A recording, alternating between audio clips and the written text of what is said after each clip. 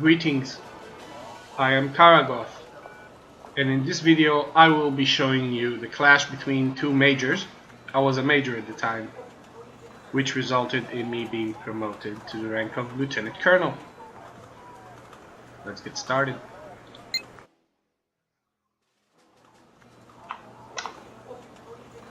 In the blue team, I was using my outdated Israeli deck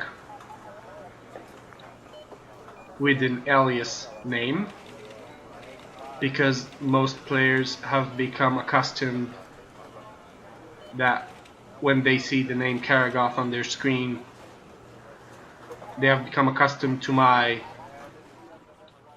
sneaky tactics, I should say. I was playing against a well-known, respected Wargame player who was using the USSR deck.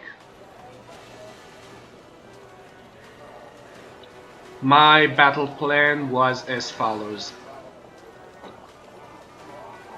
I was thinking about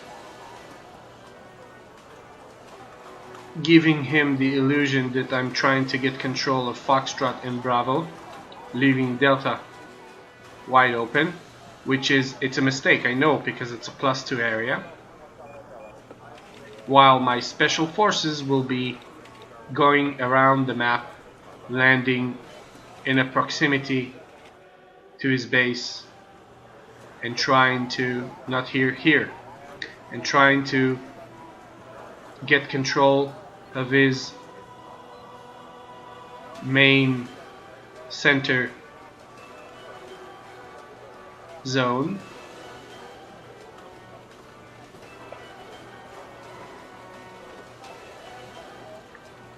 which would, if succeeded, would leave him stuck in the middle of the map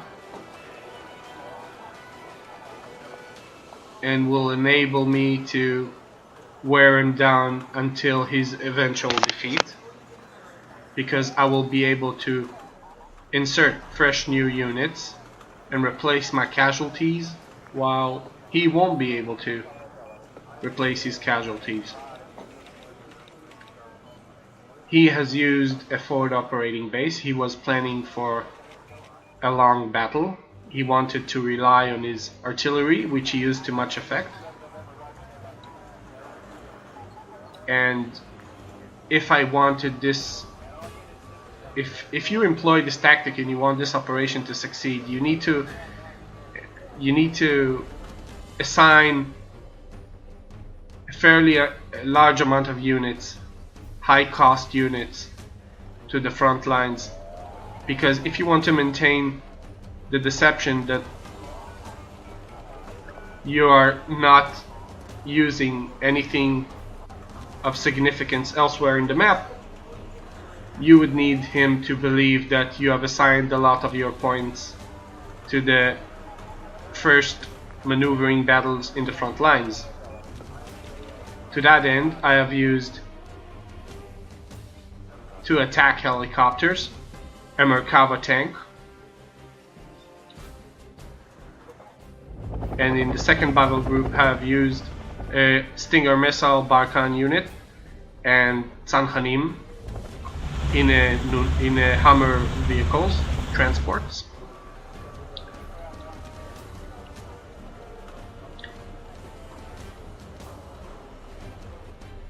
At the outset of the battle, he has tried to, and succeeded in, landing units deep in the front lines. You can see my attack helicopter catching him in the act.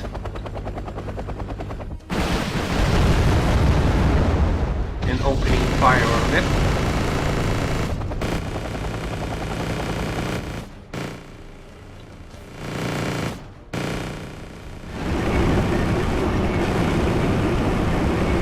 I have brought about a fairly large amount of units to engage in the first maneuvering battles, as you can see.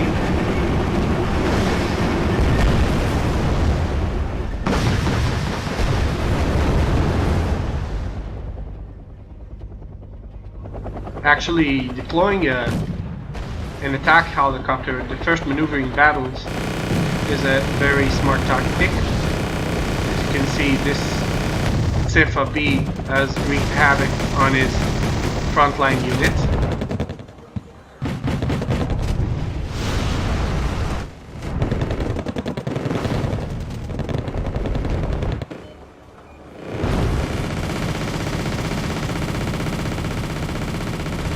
At the right side, the Bravo, they brought about a large force to start to encircle this battle group. He has managed to like wipe out my Merkava tank with a ATGM multi-role plane. And while this is happening, my special forces were in the process of infiltrating his rear, as you can see.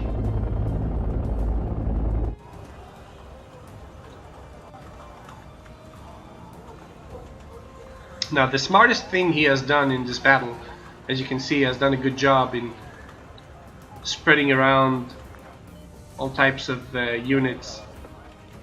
He has captured a few buildings here and he has spread it around the map. The smartest thing he has done is bringing this Spetsnaz unit from here all the way up to my base. He managed to spot my command vehicle and destroy it. I was in the process of sending another command vehicle to Foxtrot, and I was forced to bring it back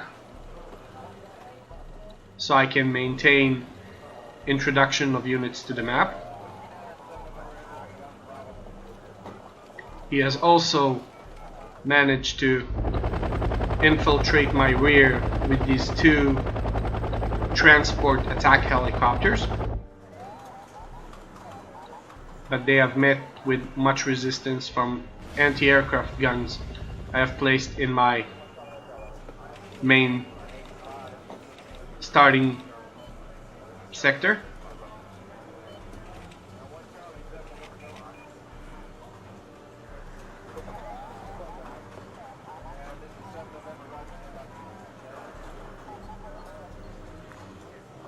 I would like to note that for this tactic to succeed, the key is stealth, because if you get spotted on your way to, if you get detected on your way to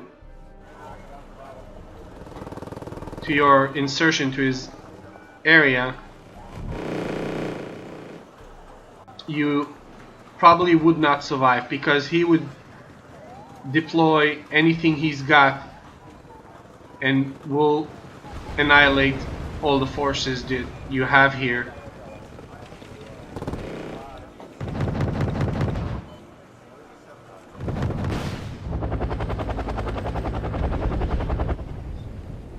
Here we go. And the aircraft guns are opening fire on him, destroying with ease those two attack helicopters. Back to my point, it's stealth is key, because for this operation to succeed, you need to get here without being detected. The plan itself is for a command unit to reach his sector. Once the command unit reaches his sector, the infantry special forces will try to overrun his base, trying to wipe out his command unit here, which would make his entire center of power mine. And then I will be able to insert forces from his rear. Now, if you get spotted before you get here, you can just bring about just about anything to wipe out your force.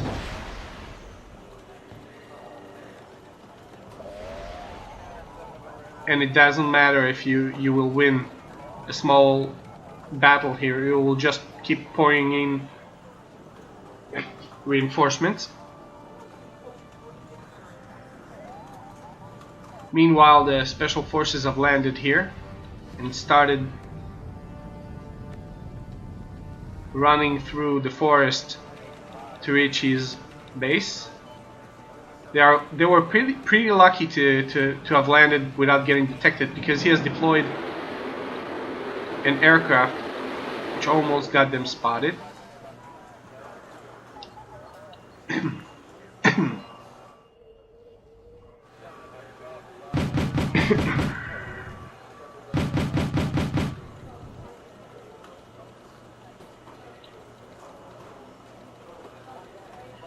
He has used his artillery, as you can see, to wipe out my command vehicle, and I was bringing my other command vehicle to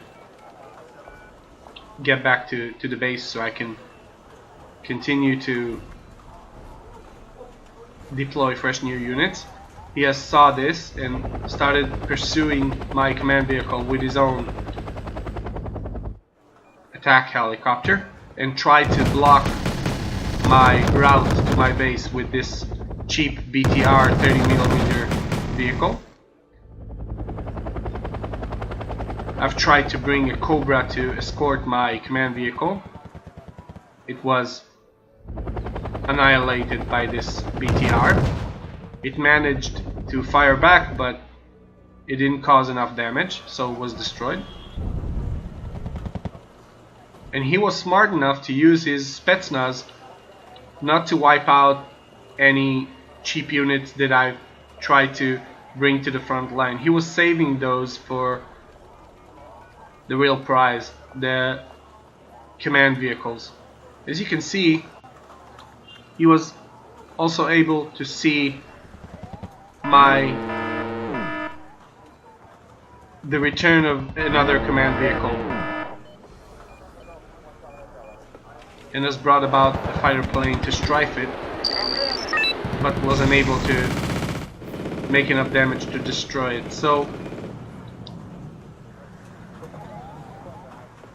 at this point, if you look at the map, you will see that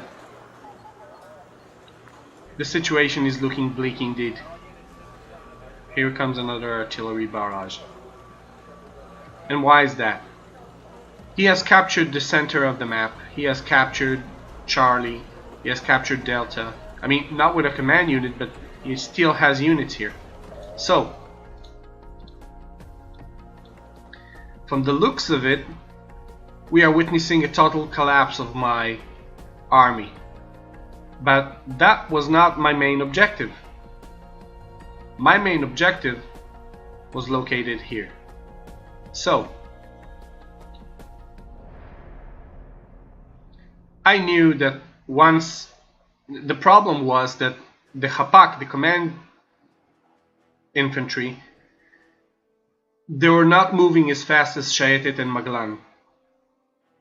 For this operation to succeed, you would need the command unit to reach his little forest here, or reach wherever on his center of power, because if the command unit reaches here, it can prevent him from, it can deny him the possibility, the opportunity to bring fresh new forces, and that's the whole point. Once the command unit reaches this sector, it denies him the opportunity and the possibility to bring fresh new forces. So he'll have to deal with what I have over here with what he has over here. So for that Hapak unit to reach here, it's critical. They cannot launch the operation unless this unit reaches here. So I was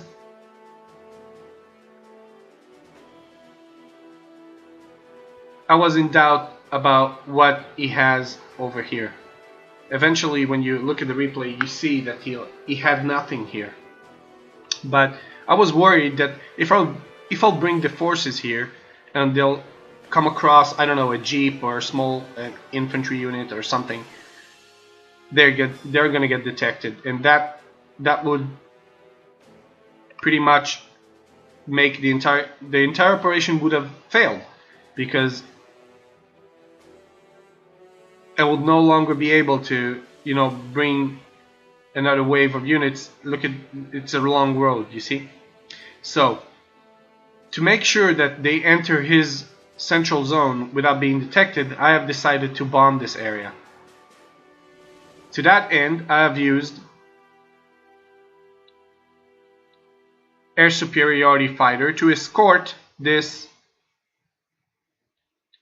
bomber, this Kfir bomber.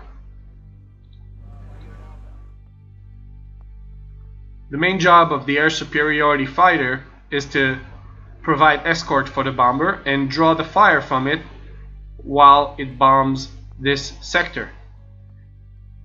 So if there was anything here, it won't be there anymore once those forces, which is sector.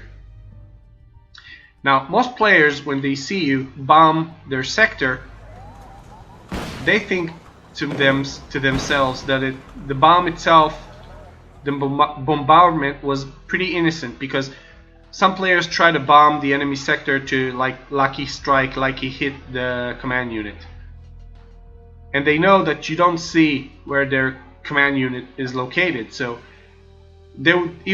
most players would think to themselves that you're trying to like make a lucky strike on their command unit, vehicle, or etc. Whatever. So that means he won't be necessarily looking for anything suspicious. I won't arouse his suspicions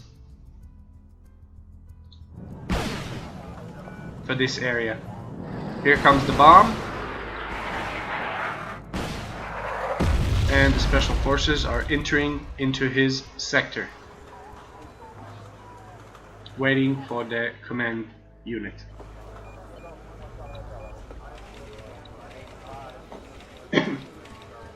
Now he has brought this multi-role fighter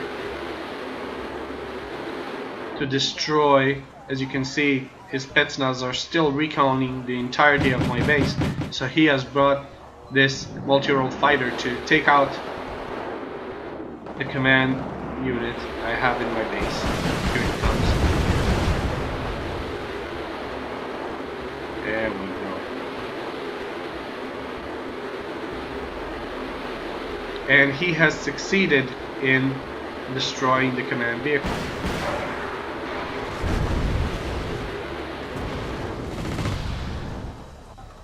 Now I knew that something is afoot, because you know, to kill 2 command units, something must be doing a recon job on your sector. Someone is doing a recon job on you, because this is no coincidence to take out 2 command units. So I started looking for him using these Miluim guys over here, 40 guys. And if you take a look at the map, the situation is looking pretty hopeless, because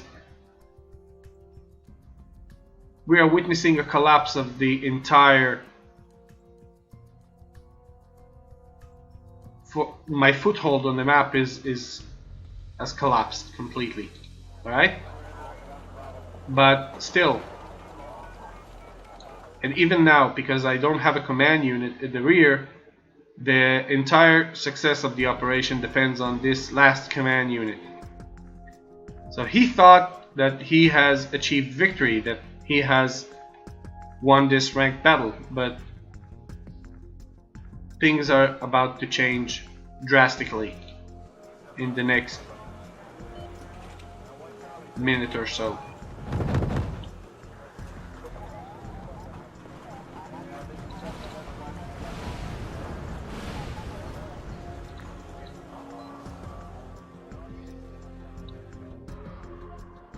The command unit is almost there, and you would be able to see the color changing to a neutral white. The choppers here are merely a diversion, and once the command unit takes control and basically standing on his sector, he cannot call in reinforcements, and you can see that the special forces are starting to have a field day and run about at his base, destroying whatever they encounter. Now I knew that if the Shayetet reach those set of buildings here, it would be pretty much over for him, because they would be able to defend themselves against anything that comes back from the front line to help to defend the base. So when you look at it, my perspective, you could actually see that once the Shayetet has reached those buildings, they could actually spot his command unit here, and once they have taken it out, I knew that I have succeeded. Now he has tried to scramble whatever he's got to try to find, locate and annihilate my command unit here, but even a command unit can down a helicopter from close range, and now the Merkava, the Hovet, everything comes into play. Even the Hovet helps take out this helicopter, opening fire, you see? And this anti-aircraft vehicle has nothing to fight with and is eventually destroyed. The Merkava tanks are starting to run rampantly at his base,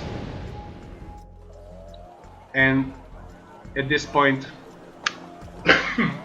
I knew that I have succeeded,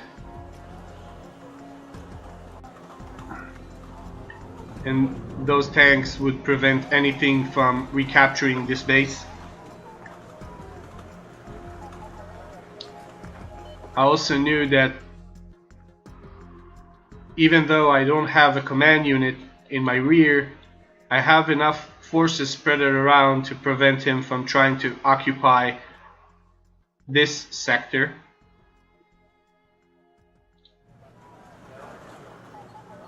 So at this point it was pretty much game over.